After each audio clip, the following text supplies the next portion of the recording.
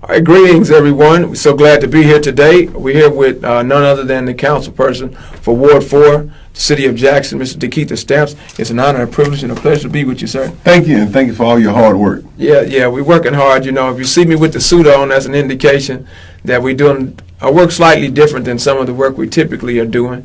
And today we were visiting quite a few churches promoting. Quite a few. Yeah. Only 8 today.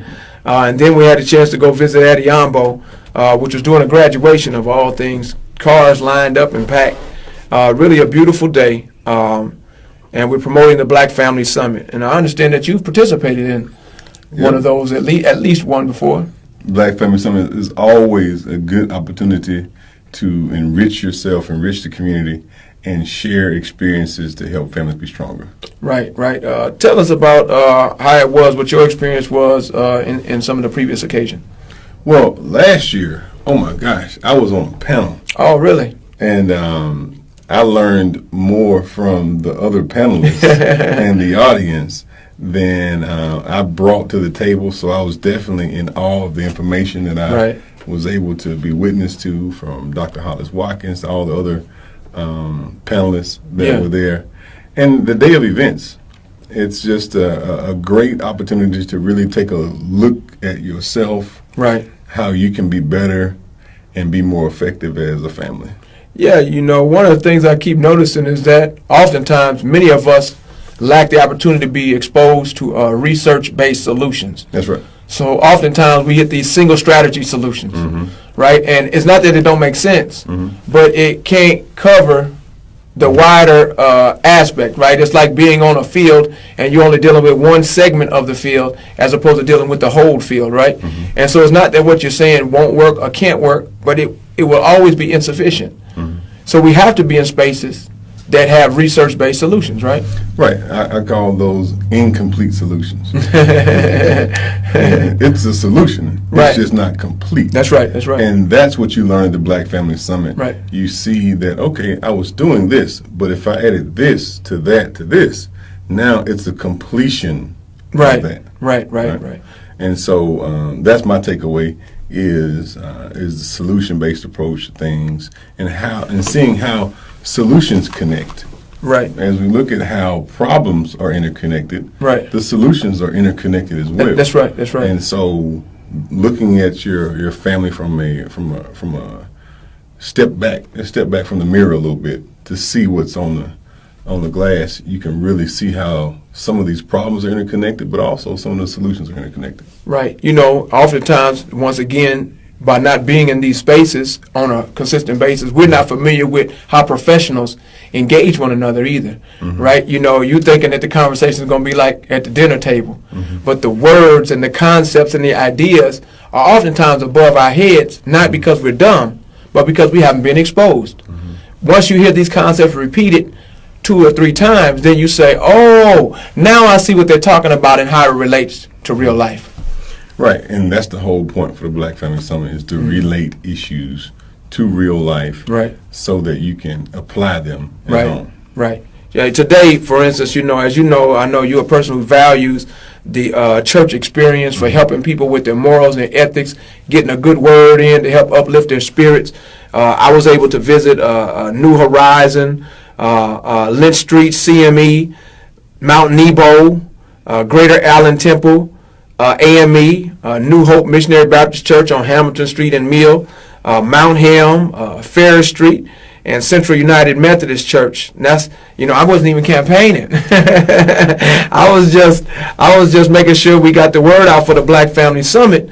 And this is just one Sunday that I'm mentioning. There have been other Sundays we've done. Haven't done 8 churches, but we did 3 and 4, and we'll be doing more as we move forward to June the 6th. But tell me, man, what's that like? I know on the campaign trail, you just come up out of that, and you're going to these different places dropping these messages off. Now, what is that like in terms of the return on investment, where you're giving something to them, they're giving something to you? How does that all kind of work out in terms of the campaign, the political life, and then now we're getting into how we can improve ourselves socially?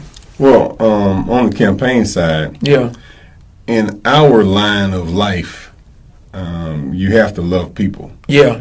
So during the campaign process, you're immersed with people. So if you love people, it's an energetic and exciting time. I look forward to campaign time.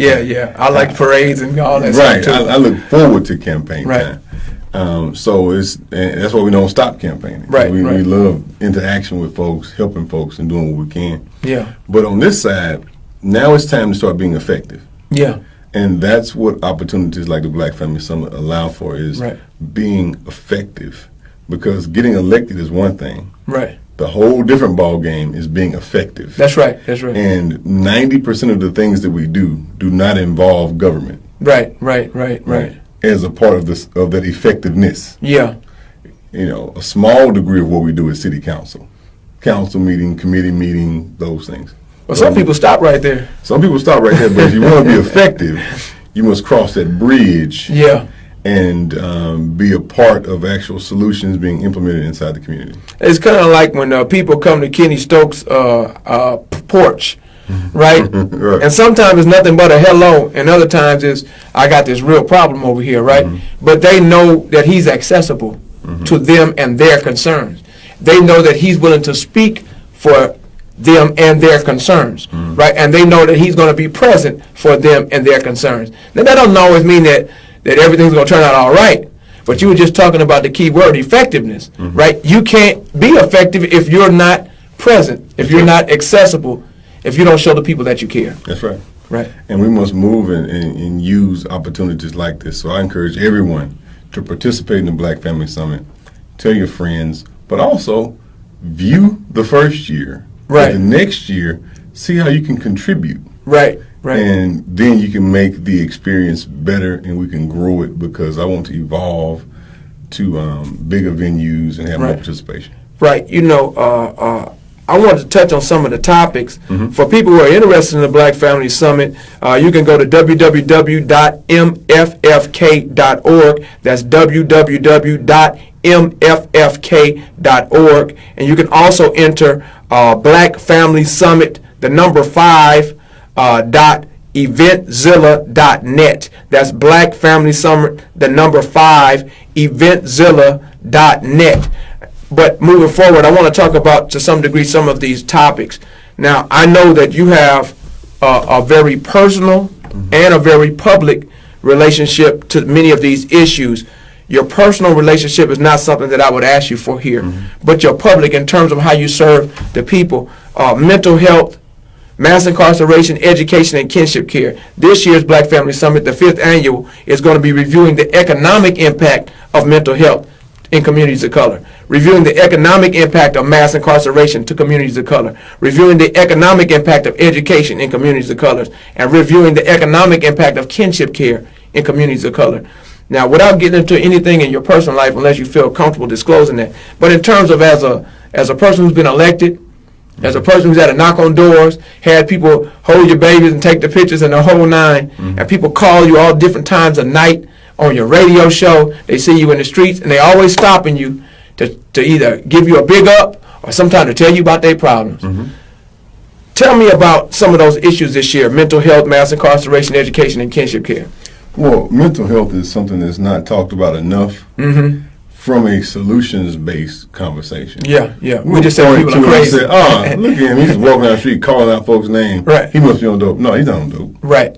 It's an issue. Yeah. Or we have personal issues inside ourselves, whether it be post-traumatic slave syndrome, which is just rampant in our community, which is going unresolved and unaddressed. Right. coupled with the actual life problems that are happening on a daily and monthly basis, coupled on top of job obligations, whether it be some kind of police, fire, first responder, or me as a veteran, dealing with those issues. So we have a compounded and compressed and hidden pain in our community that goes unaddressed. You talk about it. I don't have a problem talking about being diagnosed with post-traumatic stress disorder. Right.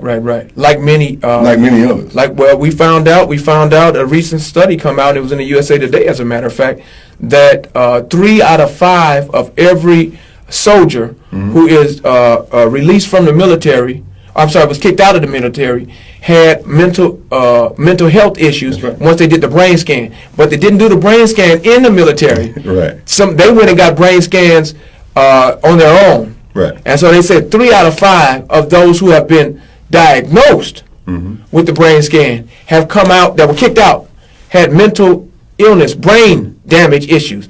And they have traumatic brain injury, TBI, and also PTSD, post-traumatic stress disorder. And these are actual problems with the brain. Imagine if we took everybody in the black community and did a brain scan. Oh man, they'd have to change the metric on how you get paid. Because we have so many unresolved issues, right? And you have to understand how to personally diagnose and add a degree of treatment on a personal level. Right? A personal daily detox regimen for life. A personal daily self-healing, self-love regimen for yourself, just to center. And I'm talking from experience. This is what I do. A daily detox and a daily centering. So that I can, not harbor any ill wills, whether it be from I've seen you bite your lip before. I've seen you go there and then you think about it, and you just knuckle down, and I'm knowing it's like a somebody's supposed to get knocked out moment, right? Whether that's verbally or even physically, and then you bring yourself back, and you kind of hold it down, but I know that didn't happen overnight. Well, we have to train that, and those are the kinds of personal things that you learn at the Black Family Summit. There's real tactics. The take home that I had was just to stop and breathe. So that was like the practical thing you could do that cost any money. No pills to pop. No. And some people don't know that 10 seconds. That 10 seconds. It's like the difference between something. And gather yourself. Seconds. And Dr. Muhammad is one. Mr. Muhammad is one that gave it to me. He said, "Just take a break. Just stop." You don't have to respond immediately. To anybody. In any way. You always have time to stop and breathe. Take that breath. One breath. And if you need to, just it's right there to take it. Excuse me. I'll be right back. And then you come back and re-engage the situation. From a clearer place. From that God space inside. That's right. And that's only because someone has lured you away from the God in you. And you just have to recenter. That's right. And re-engage. Look, deep breathing promotes deep thinking. That's right. That's right. That's a yoga practice, but you don't have to be doing all them shapes and forms to take advantage of the deep breathing. Once you train these kind of practical, tangible, easy solutions, it'll help mental health. Because what you don't want to do is to be triggered some kind of way, and then in turn trigger other people. And in our community, 90% of the crime in Jackson is social crime. With people who already know each other. Or have some degree of familiarity. That's right.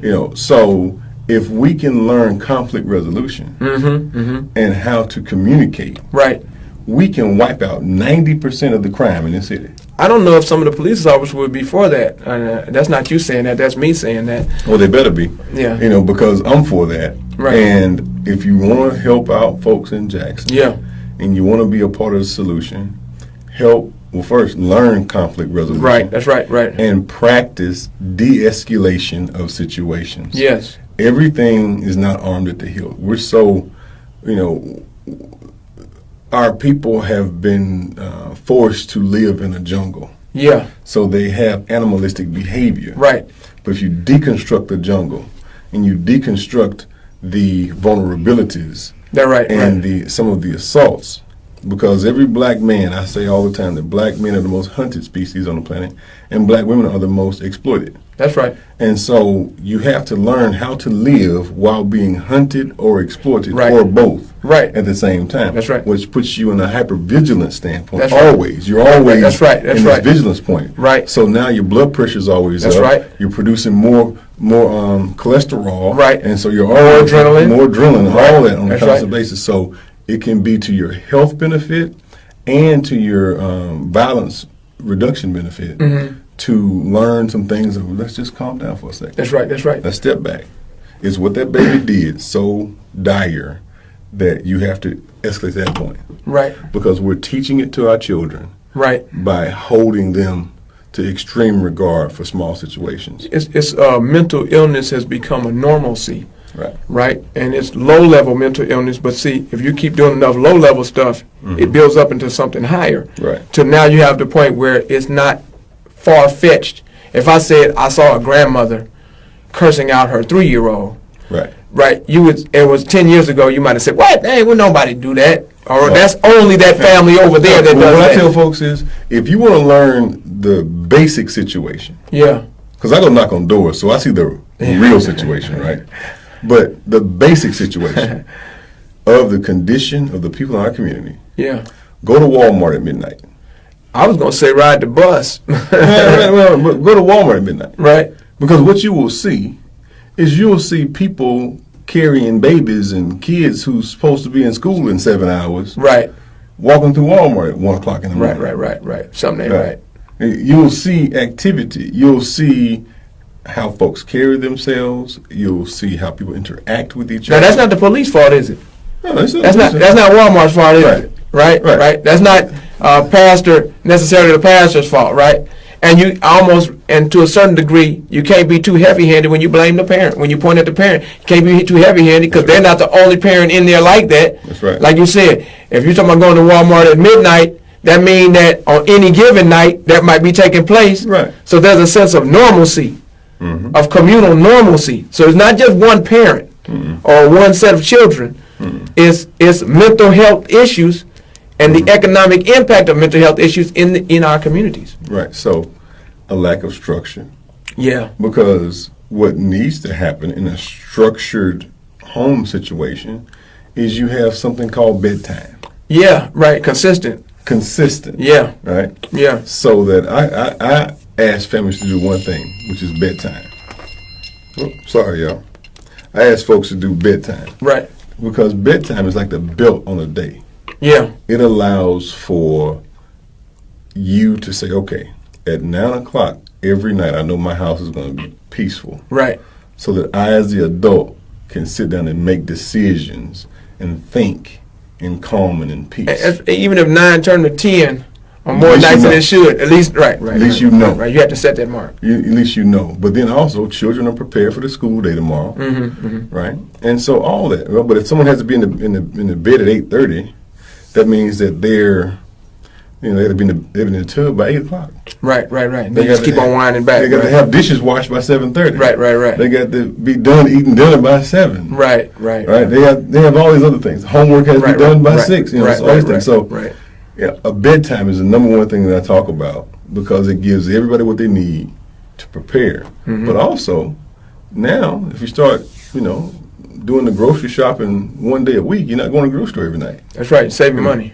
Right, you're planning. Right. Adding more structure. That's right. So every time you make some decisions, put some basic habits in place, good, healthy habits, Right. then you become more structured.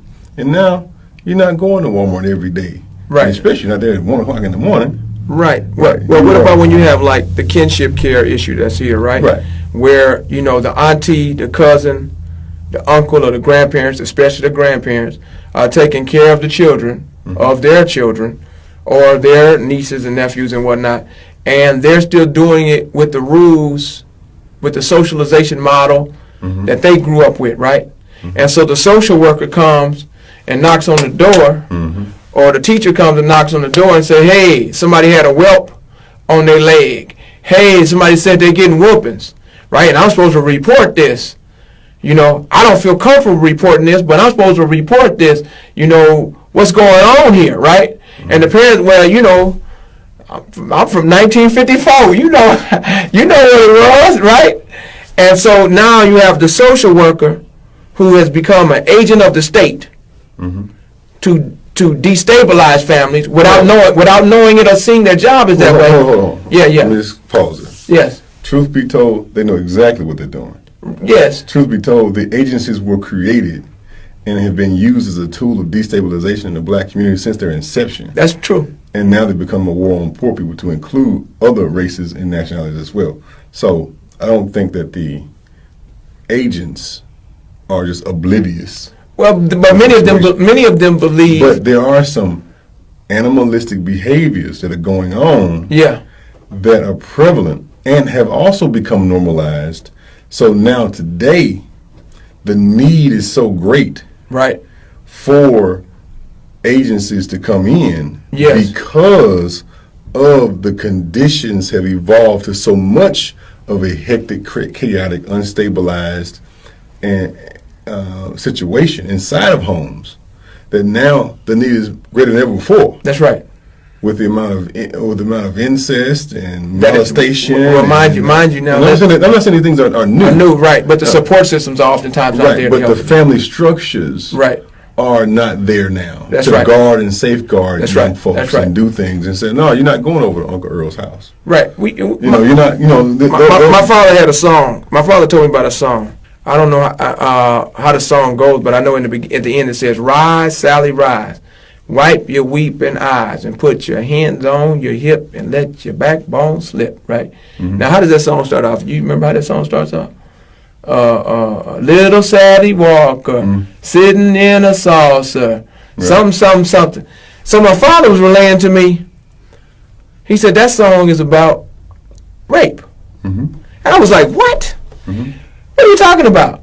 He said, yeah, that was the song that they would sing to the girl after she had the Uncle Earl experience, right? After she had the evil preacher experience, right? After she had the, all that. Yeah. All that. Right? So my point is, we need activities like the Black Family Summit. Right. That are not coming in a police manner. Right. Or an agent of the state manner. Right. But coming in as let me give information, let's share information, let's rebuild community. Right. Let's create safety net of community. Right. And help move forward. Right. To continue the conversation of rebuilding black families. Right. The rebuilding of the black family is one of our most pressing priorities because that has been the shielding from outside agitation. So now with the family structure being broken down, we need activities like the Black Family Summit to bring it back in and to provide a degree of well-being and good community relations and helping and healing. That's right. And so I just want to encourage everyone.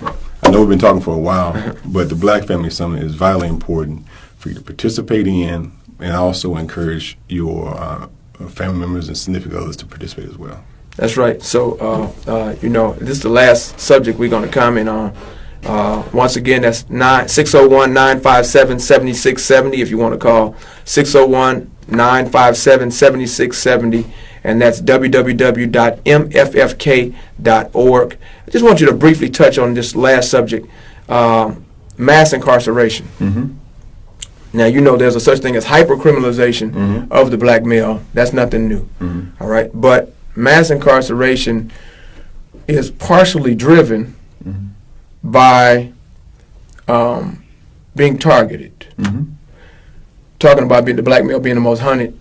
Okay, we just recently addressed an issue with Madison where there was 5 times more incidents of arrest for the black population than the white population.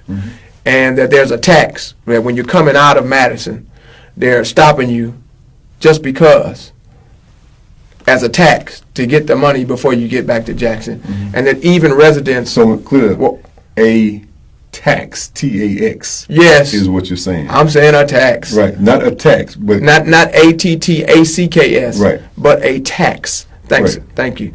And then also on the streets where certain residents of Madison are walking around in certain areas, and then the police come and get them, and then say, "Hey, you know, I'm stopping you for whatever, right? Show me your ID." And the person who might know their rights say, "Well, you know, I don't have to do that. What are you stopping me for, right?" And then, okay, now you're resisting arrest. Now you are contesting me. You're contesting my authority. When of course it ain't nothing but a wolf going after a sheep, looking for an excuse to eat the sheep anyway, right? Like in an Aesop's fable, that no matter how many valid reasons the sheep gave for why the wolf shouldn't eat it, the wolf had already had eaten the sheep on his mind in the first place, right? And so we have a predatory situation with the police department on black people, particularly black males, of course. So, of course, that's helping to drive mass incarceration. Michelle Alexander, New Jim Crow, provided us the statistics for that information that we already knew anecdotally. Nonetheless, I just want you to just touch briefly on mass incarceration, its economic impact, of course, along with mental health education, and, of course, the kinship care. And what we're really talking about, of course, is broken families that also do not allow communities to be whole and healthy. So let me start answering the 75 questions you just asked. Well, no, it's just really one question. Right, mass incarceration. Right, it's mass incarceration, Right, so being driven by hypercriminalization. What we have to do is start to really look at this holistically. Yeah. It's not about one person committing a crime. Right. That's not. Which is what people like to reduce it to. Right. That's not the issue, one person committing a crime. The deeper issue is the conditions in that person's life that lead down that road in the first place as that being normal. Going and getting a driver's license is normal. Going to school is normal. Going to church is normal. Going to jail is not normal. What about getting pulled over or identifying what's not normal? Yeah, it helps. All right, and just because it may be normal in your life or in your family, that's not normal. Right. What is normal is these productive things that lead to a better life. We've normalized mass incarceration. We've normalized these things. And we have to treat them as not being normal first. Once we reduce the normalization of it, now as an individual level, right? Because we all have family members who are, and ourselves, that's right, who have been victims of this process, right? That we've normalized. Yeah, we must denormalize. Yeah, by first identifying what normal is and should be, right? Right. First, before you start talking about laws, hands up, don't shoot. Right. First. Right. Commit to doing the part you can fix, right? Yeah. Right. Detox that this is not normal. Yeah. It's not normal for 1 out of 3 every black male to be on some version of either paperwork or arrest or incarceration, right? That's not the life of other, quote, normal people. Right. That's right. People say, well, how is it that the Indian folks can come here and do this? They're not being hunted. Right. How is it that the Hispanics can come here and get this stuff? They're not being hunted. Right. Right. How can the Chinese come here? Well, no, they're not being hunted. And they're not in like that hypervigilance of reacting to being hunted. Right. Right. Right. So first, stop normalizing normal things. Right. Then from that point, really look at the situation from a holistic manner and say, hold on, how can I insulate myself properly? And just up and leaving the community is not the answer. Yes. You know, up and say, well, I'm going to move here. Yeah, it's not the answer. I'm going to move there. It's not the answer. I'm going to you still letting your relatives out. Right. I'm going to go and try to assimilate. Right. That's not the answer. Right. really the safest place for you is in your community. Right. At least you can see it coming. In a healed place. Right. At least you can see it coming. Right. So the Black Family Summit aims at rebuilding community. For a perfect example, I'll lead by example. In my neighborhood, I bought a house down the street from my parents. Right. My sister, she bought a house around the corner. I got an aunt and 4 other cousins that live in the neighborhood. Right. Right. Now, we respect each other. Right. Even though we live close to each other. We still call before we come. That's right. But we rebuild community. Right, right, right. And there's several other families in our neighborhood who have done the same thing, who have multiple family members in the neighborhood. Right. So we've used the situation right here in Jackson to rebuild community. Yeah. That is priceless. Yes. My nephew is the most blessed young man in the Right, man. 7 houses, right? Right, he can just bounce around. Right, he can just bounce around. You have a problem with mom, you go over here, go over there. Right. He can just do all kinds of stuff. You know, but what if that's normal for him? Yes. His normal is so abnormal, and all he has is a village. Right. All he has is what my father grew up with and my mother grew up with, is that communal situation around him. That simple joy of the extended family model, right? Right. So now what I'm saying is, let's rebuild normal. Right. Right. Identify what is not normal, treat it as not normal. Right. And look at these things as abnormal. This is not what we do. This is not. Right. So let's move from that direction and move forward. But I do encourage, on Tuesday, June 6th, 2017, at 8 a.m., be at the JSU East Center for the Black Family Summit, because it's vitally important and you will benefit greatly, I promise you. That's right. We're tuning on out. Thank you for tuning in to us. Hopefully you'll watch again and share this message with others.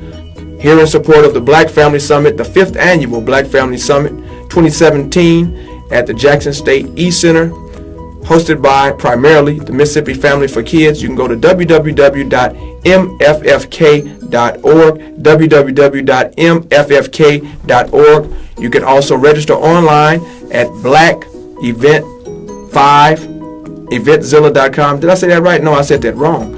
Black Family Summit, the number 5, eventzilla.net.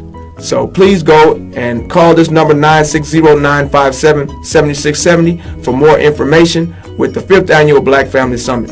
Thank you so much. Glad you tuned in. Continue to be a blessing. May you be worthy of abundant prosperity and continue to be a blessing to others. Thank you.